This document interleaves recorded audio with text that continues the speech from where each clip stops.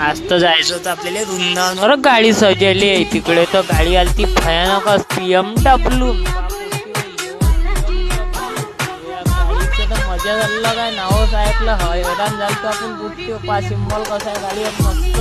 त्या बनवलं आपल्या गाड्यानं बुका. इकडे तर पानवर राहिलं अंकित दादा मस्त चुंदरी, एकच नंबर चुंदरी बांधली. इकडे बांधायची होती बुक. गाडी सिम्पल मध्ये सजवायची होती आपल्याला.